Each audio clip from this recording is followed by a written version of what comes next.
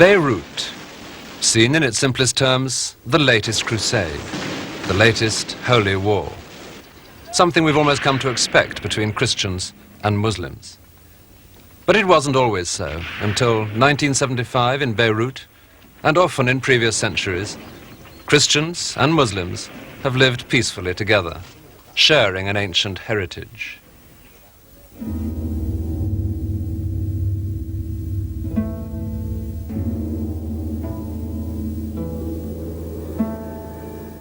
In about the year 615, the Archangel Gabriel spoke to a merchant from Mecca. Allah has made plain to you the religion which he commended unto Noah, and unto Abraham, and Moses, and Jesus, to establish religion, and not to be divided therein. The merchant was the prophet Muhammad, and the list of names, Abraham, Moses, Jesus, gives the family link between the three great Middle Eastern religions.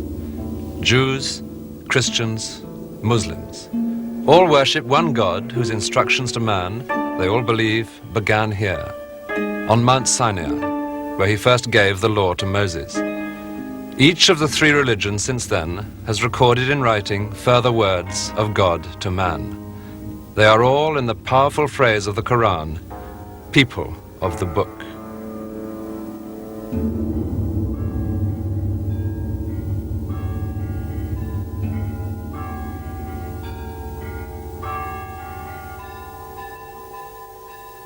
At the foot of Mount Sinai is a Christian monastery, St. Catherine's. It has stood here for 1400 years, and for most of that time it has been in Muslim territory.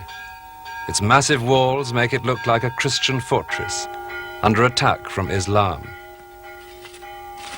But the very opposite has been the case. The Bedouin have guarded the monastery and served the monks.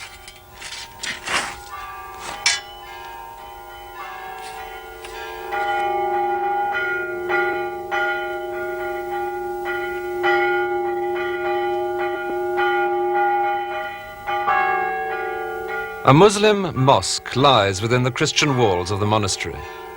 Prayers to Allah rise side by side with prayers to Jesus, just as the two groups work side by side in baking the daily bread.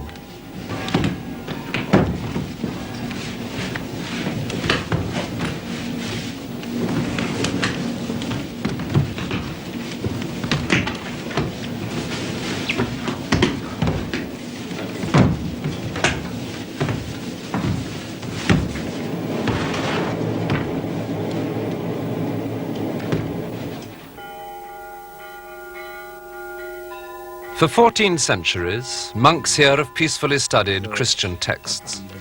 They have been protected, it is believed, by Muhammad himself. This is a document in which he instructs his followers not to disturb St. Catherine's, signed supposedly with the mark of his own hand. The monks have built up one of the world's best collections of manuscripts. The monastery was founded by the Emperor Justinian as a stronghold of Christian orthodoxy. He was a man very partial to holy images, as were all the Christian emperors, glorious icons of the Holy Family, of disciples, of saints, generously decked out in gold with all the trappings of the Christian empire, emphasizing the power and certainties of the imperial church. Justinian would have been delighted to see such convincing sights in the monastery he founded to make sure that this part of the world stayed true to his faith.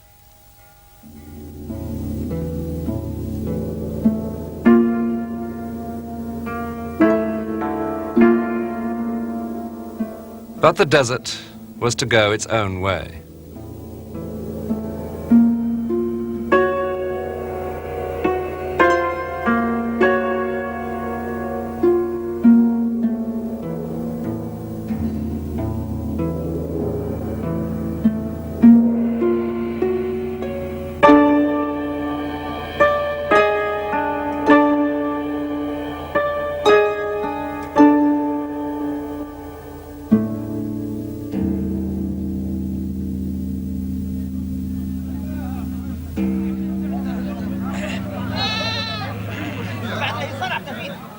The Muslim religion, Islam, meaning submission to the will of God, began among merchants. Muhammad was one himself when Gabriel first spoke to him, and Gabriel's message was simple, very similar to that preached by Jesus and before him by the Jewish prophets. Repent, for the day of judgment is at hand. In the Quran, a believer was given a set of rules which would enable him to survive that judgment. Clearly defined rules on questions of morals, of law, and of worship. It was all very much simpler than the mysteries of Christianity. Mysteries which led a caliph to comment, Why have the Christian people split into 72 races?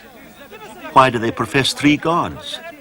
Why do they adore the bones of apostles and prophets? instead of the complexities of Christian worship, a Muslim needs only his prayer mat. Instead of a hierarchy of priests, he's advised by individual holy men whose authority comes only from knowing the Quran.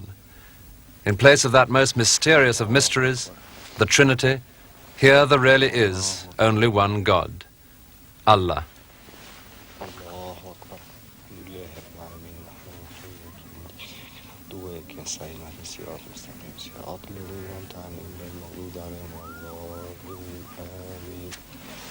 سمع الله لمن حمده ربنا ولك الحمد الله أكبر الله أكبر. Such a religion was ideal for the nomads of the desert, accustomed to moving vast distances with nothing but their camels and very few possessions. Inspired by a new faith, they soon found a new role. The armies of Islam moved with astonishing speed. They broke out of Arabia, and within 15 years of the death of Muhammad, they had moved deep into Christendom. Palestine and Syria had fallen, and they were racing west through Christian Africa.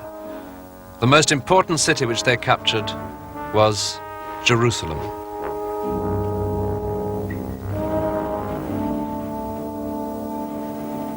The place which they chose to build a Muslim shrine was the site of the ruined Jewish temple. For many centuries, the Western or Wailing Wall was the only part of the destroyed temple which remained accessible to the Jews, which is why they consider it holy. But these massive blocks of stone were only one section of the outer wall supporting the great platform above on which the temple had stood. One of the chief causes of friction between the people of the book has been that so many of their holy places are the same. Even in the 1970s, riots have been caused because Jews, as well as Muslims, want to pray up here on the Temple Mount. The last Jewish temple was destroyed in the year 70 by the Romans. And no detail survives of it now up here except for one small part, but that was the original holiest part, a bare patch of rock on which it was believed Abraham had offered his son Isaac as a sacrifice to God, and which David later chose as the site for the first temple, and so which became the inner sanctuary, the Holy of Holies. And the reason it survives now is simple. The Muslims also venerate Abraham. And for good measure, in a form of economy which is almost usual in religious legend, they decided that from that same patch of rock, Muhammad had ascended into heaven. When the Arabs captured Jerusalem in 638, this whole temple area was a derelict site in the middle of a Christian Byzantine city, much as the Romans had left it 6 centuries before. And the documents say that the Jews eagerly helped the Arabs to clear away the ancient rubble. But no doubt they were rather less enthusiastic when they saw a superb Muslim shrine rising over their sacred rock, the Dome of the Rock. It stands today as impressive as it did 1,300 years ago. Its splendor was a matter of deliberate policy. The Caliph Abd al-Malik, noting the Church of the Holy Sepulchre and its magnificence, feared that it might dazzle the minds of Muslims, and so erected the Dome of the Rock. Muslims worshipping here were reminded that Christianity is partly right, or at least not wholly wrong. The Quran says, O people of the book, speak nothing about God but the truth, The Messiah, Jesus, was the messenger of God. So believe in God and his messengers, and say not 3 in 1. God is only one God. Beneath the great dome which the Caliph built is the Holy of Holies, the bare patch of rock which is sacred to the Jewish God. In a cave hollowed out below it, people now pray to the Muslim God. Allahu Akbar.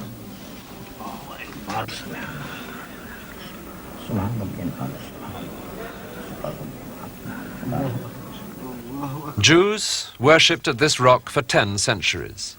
Muslims have done so for even longer.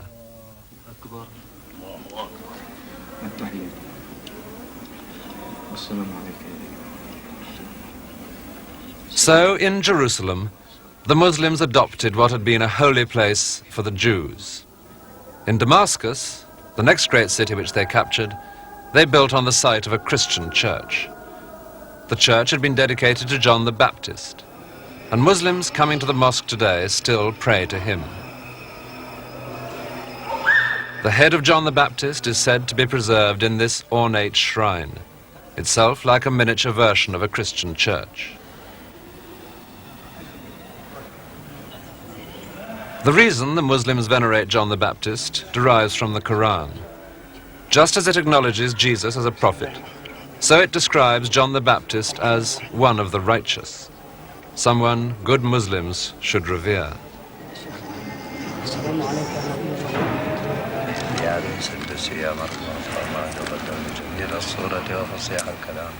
Even before this place became a Christian church, it had been a temple to a Roman god, and before that, a Babylonian temple. Throughout history, new religions have moved like hermit crabs into the shells left by their predecessors. Surprisingly, the Muslims met with little resentment from the local Christians when they arrived here. Muslim rulers, many Christians felt, might be no worse than the Christian emperors in distant Constantinople, whose officials caused much local resentment. So many Christians collaborated with the new arrivals.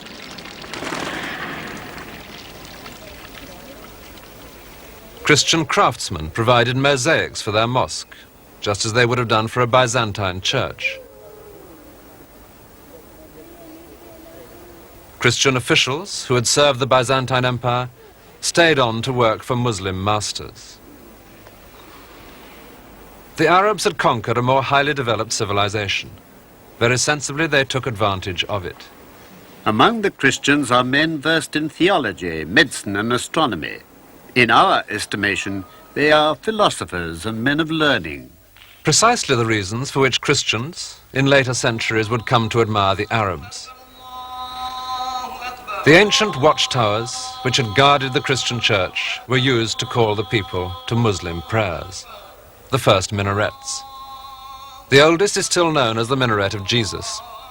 Jesus and John the Baptist had found themselves transferred, quite peacefully, from church to mosque.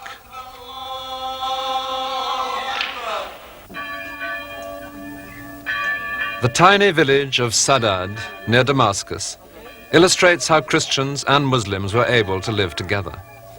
In spite of appearances, these people are Christians. Their village was Christian before the Muslim conquest, and it is Christian still.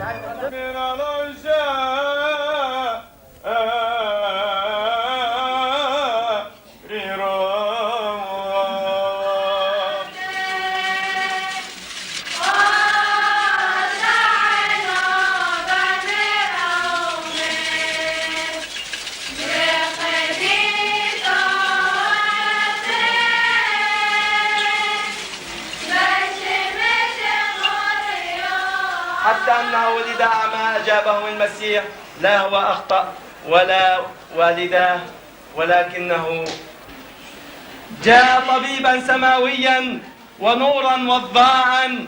بدون نور يتعثر الإنسان في مشيه وفي سيره وفي خطواته، وبدون المسيح يعثر الإنسان. It is amazing that this small Christian community has survived. Again, the Quran explains why. It says that other people of the book must be allowed to worship God in their own way. We have faith in that which has been revealed to us and in that which has been revealed to you. Our God and your God are one, and to him we are resigned.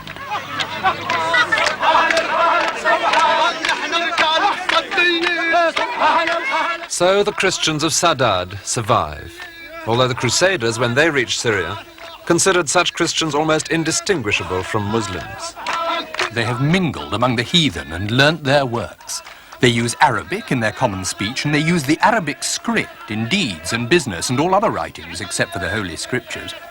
They are brought up among those Saracens whose crooked ways they for the most part imitate.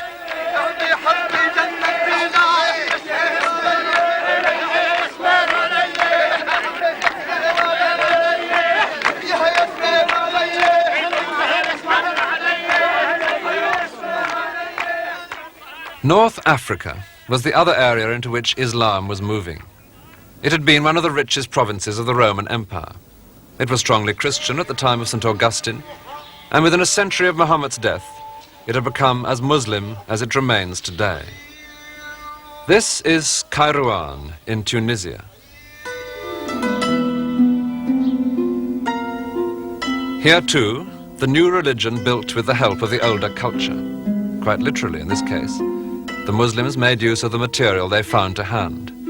The pillars of this mosque are like a collector's guide to the columns of the classical world.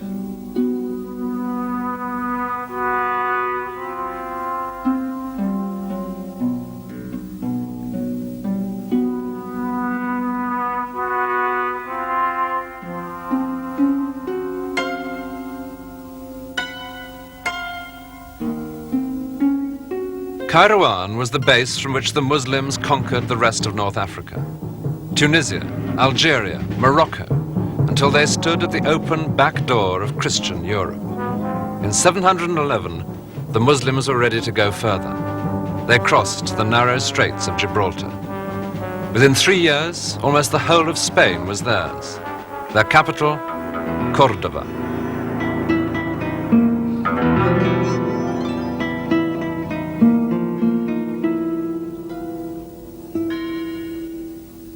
Islam has left a lasting mark on Christian Spain, hardly surprising since the Muslims held part of it for nearly 800 years. Even the cathedral here at Córdoba is, in fact, a mosque. The interior of the mosque shows the Arabs settling down to create a Muslim Spain. At first, once again, they built with any old columns lying around from the Roman Empire. They were of various heights, so they're set in the floor at different levels. Later, the Muslims were to make the building unmistakably their own. Soon there was no richer city between here and Constantinople, and it was a city of learning. Like many great mosques, this one was also a college with a library of 500,000 books. The desert tribes had come a long way since they had first gazed in wonder at the Christian civilization of the East. The tables were now turned, as one bishop of Córdoba bitterly complained. My fellow Christians delight in the poems and romances of the Arabs. They study the works of Muslim theologians and philosophers not in order to refute them, but to acquire a correct and elegant Arabic style. The pity of it! Christians have forgotten their own tongue. Scarcely 1 in 1,000 is able to compose in fair Latin a letter to a friend. What the mosque in Córdoba must have been then can be seen today at the Al-Azhar University Mosque in Cairo, the oldest surviving university in the world. Western Europe is proud of its early universities. Bologna, founded in about 1100, Paris, 1160, Oxford, a few years later. But this place was already 2 centuries old when Oxford was founded. Teaching has gone on here for more than 1,000 years.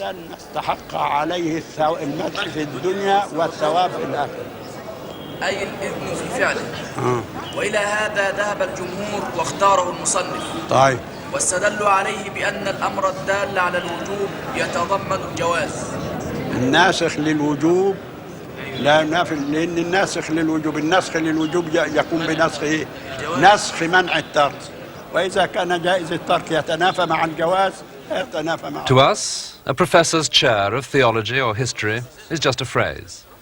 Here, In its original context, it is the chair he teaches from. Cairo was close to Alexandria, an ancient city of scholarship, and the Muslims borrowed classical texts as eagerly as they had adapted classical columns.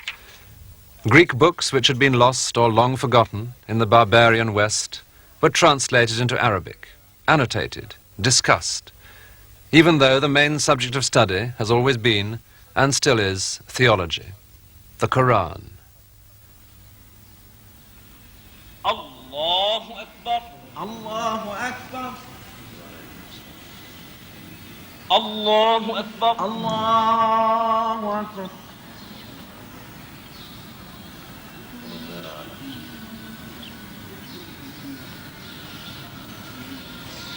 Allahu Akbar, Allahu Akbar.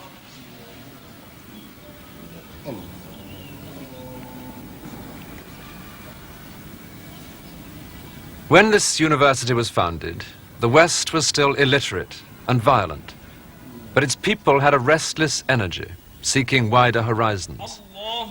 The Muslim world was soon to face a new threat. In 1095, and throughout the next century, bands of heavily armed men streamed eastward.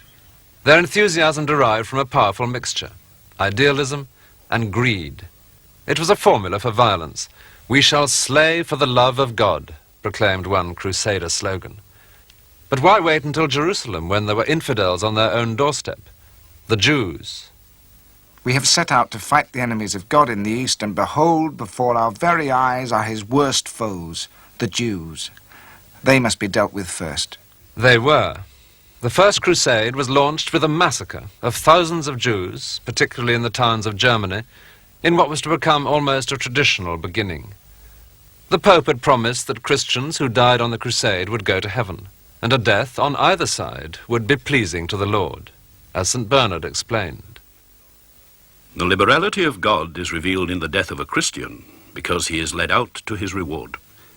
A Christian glories in the death of a Muslim because Christ is glorified. Jerusalem fell to the Crusaders one hot July day in 1099. In the name of the Prince of Peace, a massacre took place which was unusual in its ferocity even for those savage times. With drawn swords, our people ran through the city, nor did they spare anyone, not even those pleading for mercy. If you had been there, your feet would have been stained up to the ankles with blood. The horses waded in blood up to their knees, nay, up to their bridle. It was a just and wonderful judgment of God. What more shall I tell? Not one of them was allowed to live. It was not quite true. The Muslim governor of the city paid over enough to buy his escape. The Jews, who took shelter in their synagogue, were burnt alive. It was not an isolated incident of Crusader brutality. This pleasantly painted miniature shows an English hero, Richard the Lionheart, after he had captured the city of Acre. Sitting as if in the royal box at a tournament, he presides over the execution of 2,700 Muslims.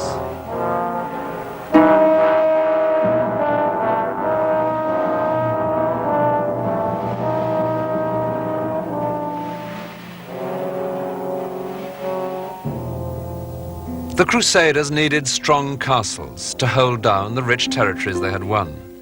Today, their famous castles are the only trace of the knights from the West.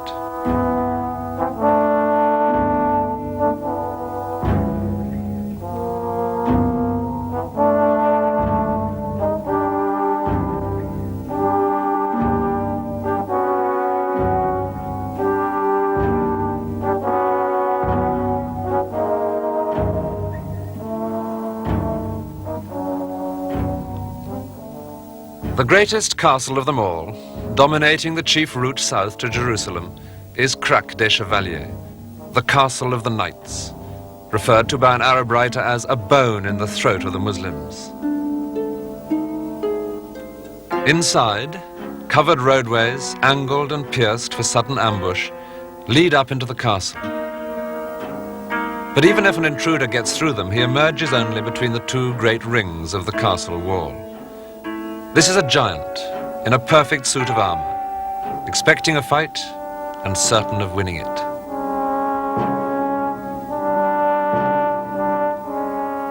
Even in times of peace, Krak held 2,000 fighting men, but they weren't merely a garrison. If you look down inside the castle, you sense a different atmosphere.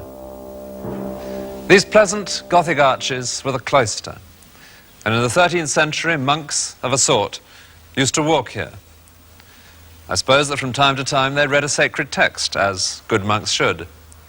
And there's a Latin jingle carved in the stone over there which warns them against pride. And these particular monks may have needed that warning because they were just as likely to be planning a raid against the neighboring Muslims. They would strap on armor over their long black robes, which had a white cross on the chest, and ride out to battle. Nearly all the important Crusader castles at that time belonged to two great military orders, the Templars and the Hospitallers. They'd both been founded soon after the First Crusade captured Jerusalem, and their members took the same vows as any ordinary monk. They vowed poverty, obedience, chastity. But their real function was fighting, and they were known as the Knights Templar, or the Knights Hospitaller. The monastic knights came to seem almost a symbol of the crusading movement, but their fortunes reflect the slow end. They lost Krak to the Muslims in 1271. 20 years later, they had been pushed from the mainland entirely. They became the Knights of Rhodes, and finally, even further west, just the Knights of tiny Malta. The Crusades were over. They had created little except a misleading fund of romantic stories and a new legacy of bitterness between the people of the book.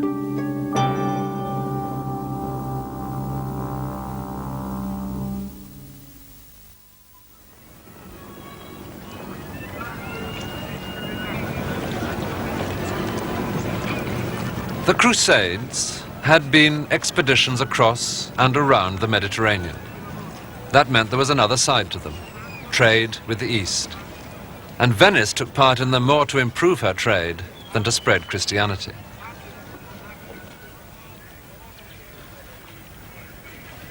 Venice today seems a tired old city, beautiful, worldly wise, decked out in the finery that comes from centuries of power.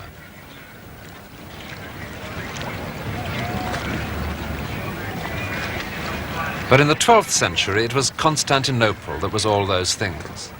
Venice was by comparison an upstart place, with more of a future than a past. But she was ready now to expand her trade further east, where her interests would clash with those of Constantinople.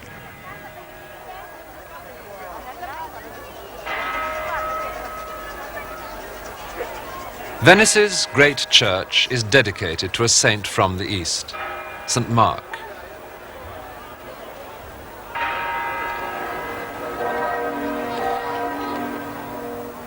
He was believed to have died in Egypt.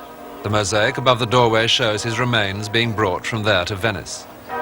It's typical that the church named after him borrows its style from the Eastern Empire. It was perhaps even modeled directly on a church in Constantinople.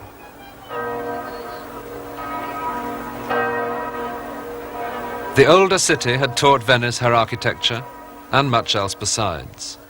But the pupil was about to replace the teacher in what became the most shameful crusade of all. In 1202, Venice devised a sinister plan. When the Fourth Crusade was sailing eastwards to attack Egypt, Venice provided the ships, and she provided them on credit. The Crusaders could pay with the wealth which they would win in the east. What they presumably didn't know was that the Doge of Venice had recently signed a friendly trading agreement with the Sultan of Egypt. He had absolutely no intention of letting them reach Egypt, and he suggested calling in at Constantinople on the way, which they accepted. As allies and Christians, the Western Knights were free to enter Constantinople, and they wandered round much like tourists, staring wide-eyed at the treasures of what was then the richest city in the whole world. The result, as the Doge well knew, was inevitable. There were political and religious differences between the over-sophisticated hosts and their rough guests. There was the mounting debt to Venice still to be paid. And there was the frustration of a crusade which had set off in high spirits and had got nowhere. When the violence began, it developed into 3 days of indiscriminate looting. Mounted men rode into the great cathedral of Santa Sofia and smashed up the altar for its silver and gold ornaments. They placed a prostitute on the patriarch's throne, and she obligingly sang them a bawdy song in French. When they calmed down, they decided to share things out on a more rational basis. 1 share for each foot soldier, 2 shares for a priest, and of course, the lion's share for Venice. The acquisitions of the Fourth Crusade still grace the city. The sculpture of 4 Roman emperors, loot. Ancient reliefs dotted like postage stamps, loot. Even the great bronze horses, almost by now a symbol of Venice, loot. They had stood in the hippodrome of Constantine's city. Many of the most beautiful objects in the treasury of St. Mark's were brought back from that crusade. Their arrival proved a great inspiration to European craftsmen. Their quiet perfection makes an odd contrast to the event which brought them here. The Crusaders who sacked Constantinople were angrily rebuked by the Pope himself. It was not against the infidel, but against Christians that you drew your swords. It was not Jerusalem that you captured, but Constantinople. It was not heavenly riches upon which your minds were set, but earthly ones. Nothing has been sacred to you. You have violated married women, widows, even nuns. You have despoiled the very sanctuary of God's church, stolen the sacred objects of altars, and pillaged the relics of saints. It is hardly surprising that the Greek church sees in you the works of the devil. Even Venice's most spectacular treasure, the Pala d'Oro, has a top layer which was brought back as loot. But Constantinople lost her confidence along with her riches. What had been the strongest city in the world under the special protection of the Virgin Mary fell eventually into Muslim hands. The Crusaders had intended to recover Jerusalem from the Muslims. Instead, they had yielded them Constantinople. But Venice was better off and firmly enthroned as the Queen of the Adriatic.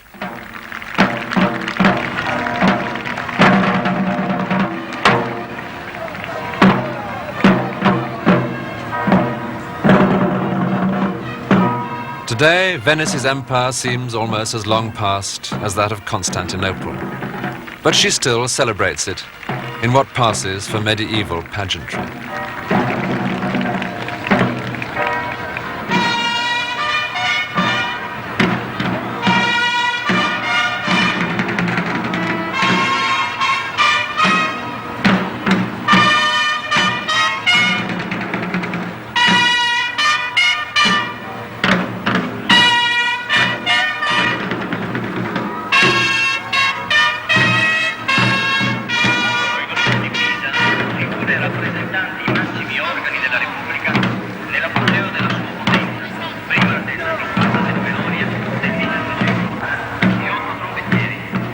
Not everyone was quite as grasping as the Venetians or as brutal as the first Crusaders.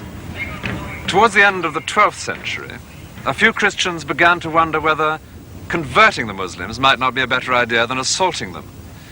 And one of the strangest events in the whole remarkable story of the Crusades arose out of this idea. In 1219, the Crusaders were besieging the town of Damietta in Egypt, when a scruffy-looking friar surrendered himself to the Muslim guards and said, "Take me to your leader." He was St. Francis of Assisi, and he traveled all the way from Italy to convert the Sultan.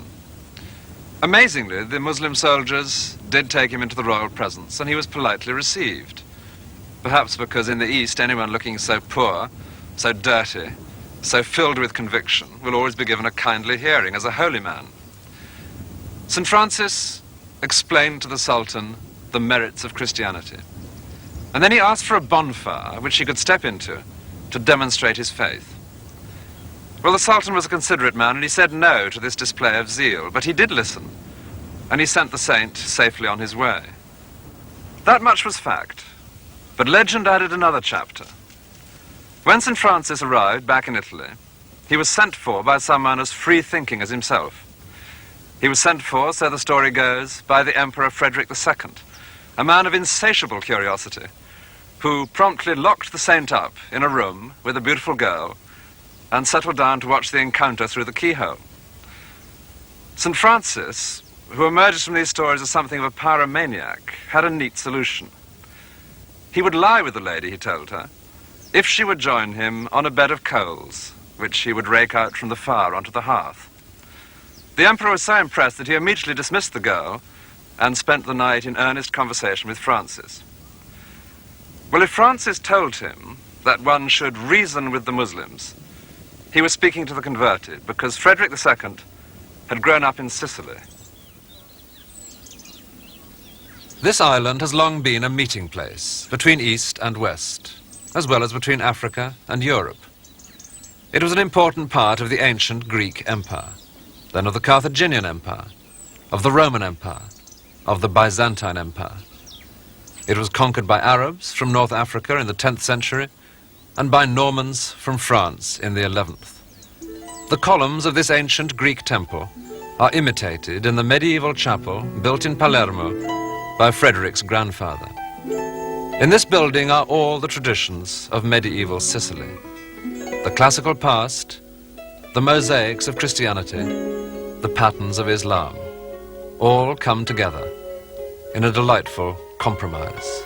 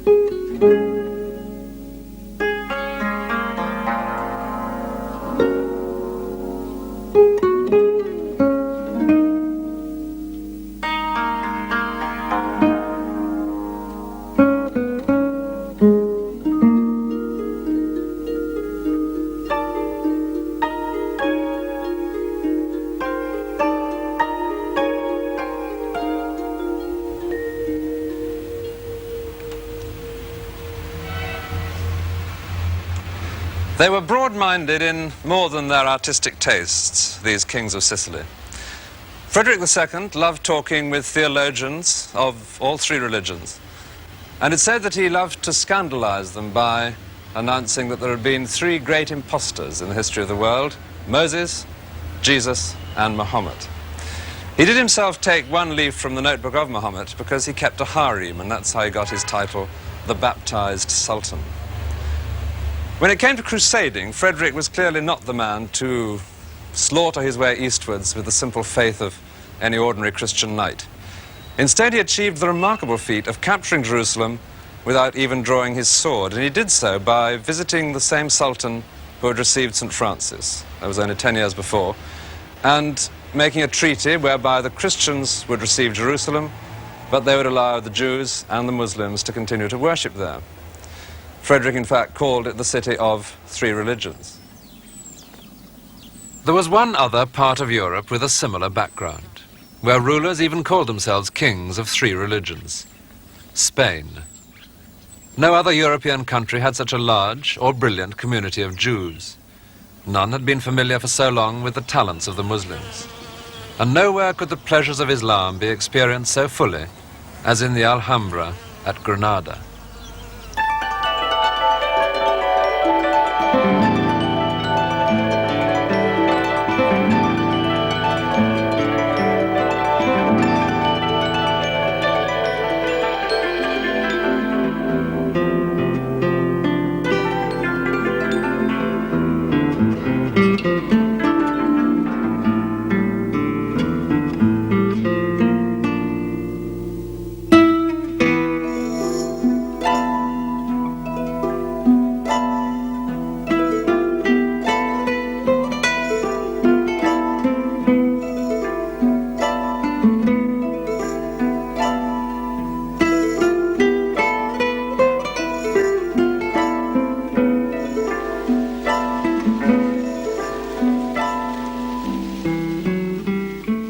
courtyards, with their permanent sound of water, are like what the Quran promises in paradise.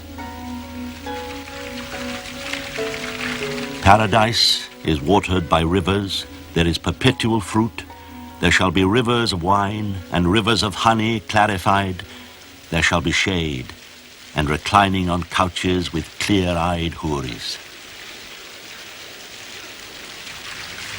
A Christian author reacted sourly. What will their paradise be but a tavern of unwearied gorging and a brothel of perpetual turpitude? In these lovely courtyards, I incline to the Muslim view.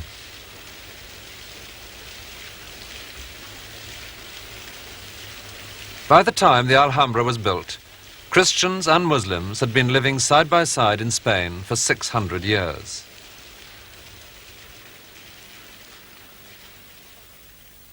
On the whole, it had been a fruitful relationship, though usually it was the Christians who learnt from the Muslims.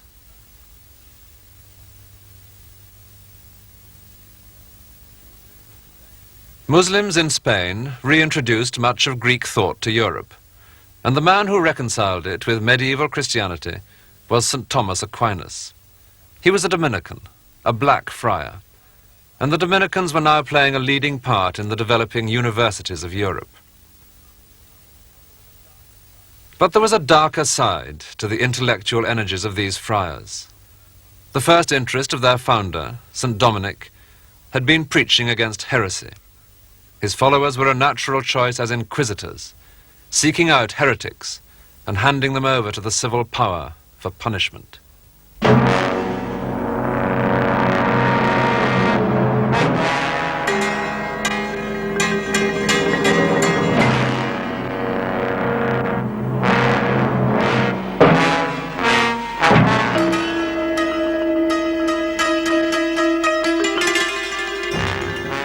Spain would become the richest hunting ground for the Inquisition.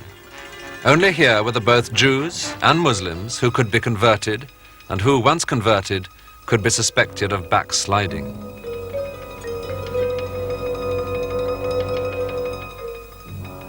Over the centuries, crusade after crusade had been launched from the north to free southern Spain from the Muslims.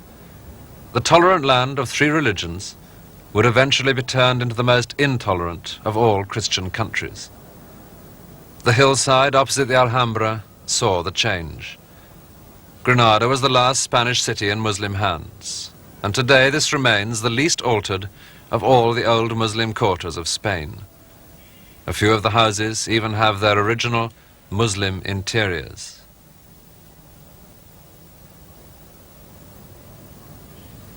Wooden ceilings painted in elaborate arabesques in small open rooms giving onto garden courtyards. And in the middle of the courtyard there used to be a pool for ritual washing. But anyone using that pool in a Muslim fashion after 1502 did so at grave risk from the prying eyes of the Spanish Inquisition. Because by then, by royal decree, it was illegal for any Jew or any Muslim to practice his religion.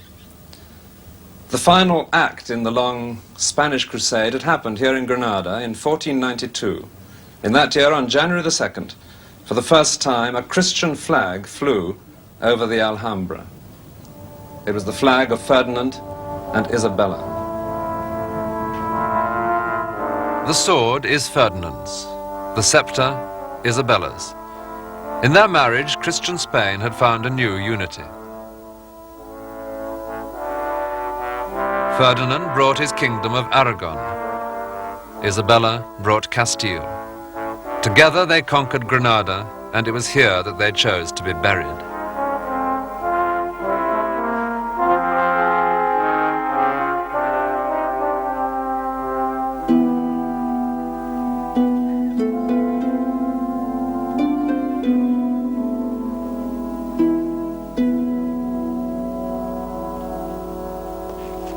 This is their royal chapel. Beneath the great altar they lie side by side on their monuments, and it's often said that you can tell which of the two is the harder headed by the dent in Isabella's pillow. I'm not so sure. Isabella was the more bigoted, Ferdinand the more unscrupulous. They were a match for each other and together they were more than a match for anyone else. It may just have been that Isabella had the softer pillow. Their most Catholic Majesties. That was their joint title, and they made the most of their Christian zeal. The great altarpiece here reflects that zeal. Isabella's personal confessor, the notorious Inquisitor Torquemada, would certainly have approved of this lurid display of devotion. And it makes much of their greatest victory for the faith, their conquest of the Muslims of Granada. This relief shows the Muslims handing over the keys of the city while Ferdinand and Isabella ride in triumph. And this one, an event which happened 10 years later, when the Muslims of the city were given a simple choice: burn the Quran, become a baptized Christian, or leave. It was a choice which the Jews of Spain had already faced in that year of 1492. Granada had fallen in January. In March, Ferdinand and Isabella took Torquemada's advice and signed a decree that all Jews must leave the country by the end of July. Almost 200,000 of them left, many of them oddly enough to Constantinople, where the official policy was to welcome them. And those that stayed, by pretending to convert to Christianity, kept the Inquisition busy for many years to come. And so the country which had been the most tolerant in all medieval Europe became now notorious as the most intolerant of all. It was the end of a long story, yet it was also the beginning of another, because only 2 days after the deadline for the Jews, that same year of 1492 saw yet another momentous event.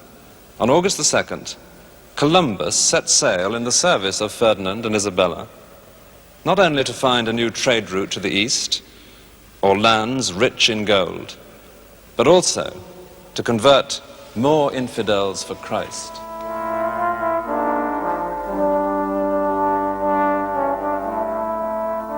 Your Highnesses decided to send me, Christopher Columbus, to the princes and peoples of India, and to consider the best means for their conversion. For you have always been enemies of the sect of Mohammed and all idolatries and heresies. Columbus sailed west, expecting to find Asia and the Muslims.